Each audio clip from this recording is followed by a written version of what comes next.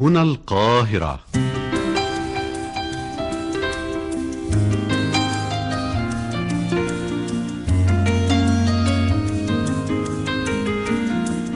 النص الأصلي.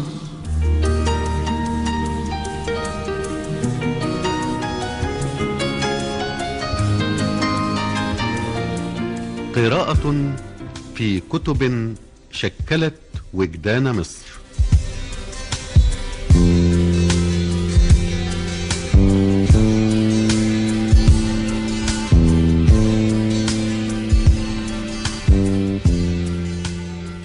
يقرأها اليوم حنان عسكر.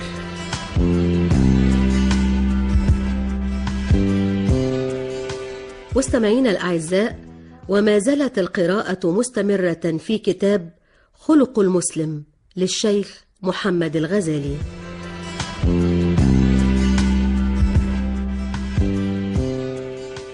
لا غرو أن السلف الصالح كانوا يتلاقون على الفضائل ويتعرفون بها، فإذا أساء أحد السيرة وحاول أن ينفرد بمسلك خاطئ بدا بعمله هذا كالأجرب بين الأصحاء، فلا يطيب له مقام بينهم حتى يبرأ من علته.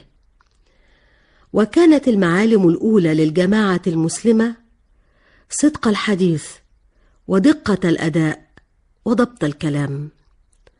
أما الكذب والإخلاف والتدليس والافتراء فهي أمارات النفاق وانقطاع الصلة بالدين، أو هي اتصال بالدين على أسلوب المدلسين والمفترين، أي على أسلوب الكذابين في مخالفة الواقع. والكذب رذيلة محضة تنبئ عن تغلغل الفساد في نفس صاحبها، وعن سلوك ينشئ الشر إنشاءً، ويندفع إلى الإثم من غير ضرورة مزعجة أو طبيعة قاهرة. هناك رذائل يلتاث بها الإنسان تشبه الأمراض التي تعرض للبدن، ولا يصح منها إلا بعد علاج طويل، كالخوف الذي يتلعثم به الهيابون، أو الحرص الذي تنقبض به الأيدي.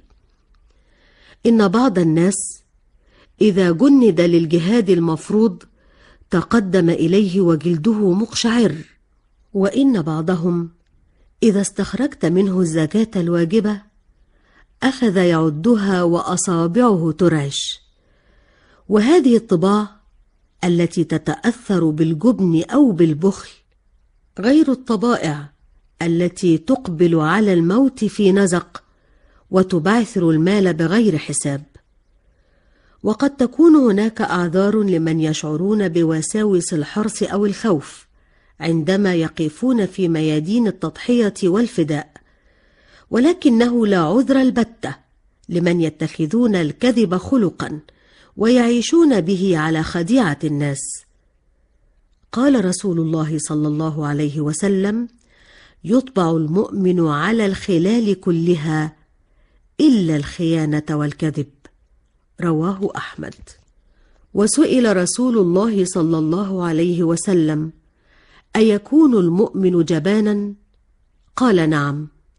قيل له: أيكون المؤمن بخيلا؟ قال: نعم. قيل له: أيكون المؤمن كذابا؟ قال: لا. رواه مالك. وهذه الإجابات تشير إلى ما أسلفنا بيانه من نوازع الضعف والنقص التي تخامر بعض الناس، ثم يتغلبون عليها بعد لأي عندما يواجهون بالفريضة المحكمة أو الضريبة الحاسمة.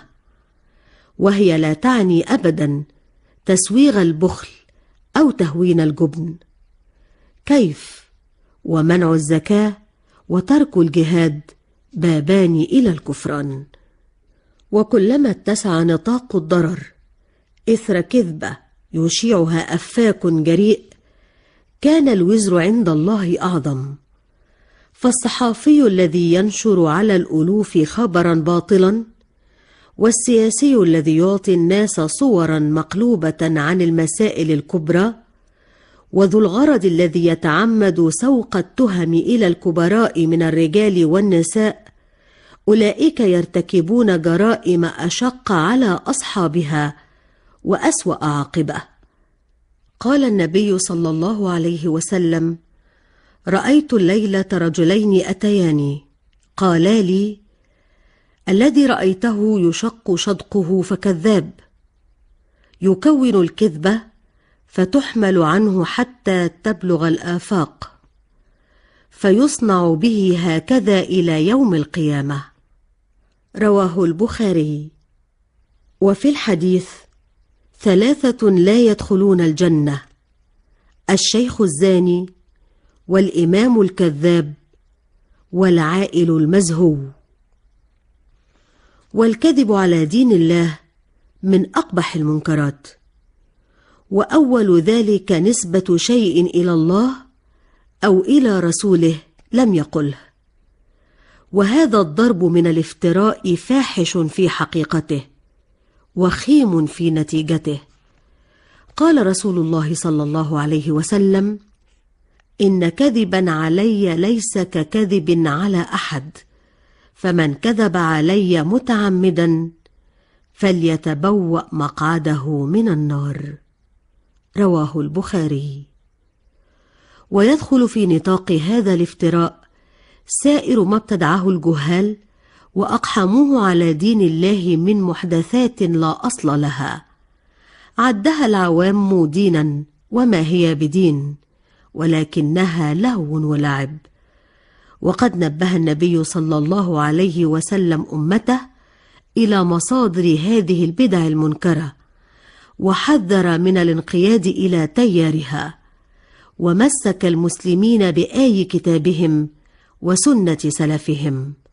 قال: يكون في آخر أمتي أناس دجالون كذابون يحدثونكم بما لم تسمعوا أنتم ولا آباؤكم، فإياكم وإياهم، لا يضلونكم ولا يفتنونكم.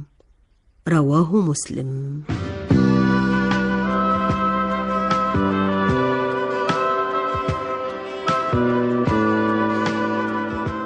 غدا نستكمل القراءة في النص الأصلي.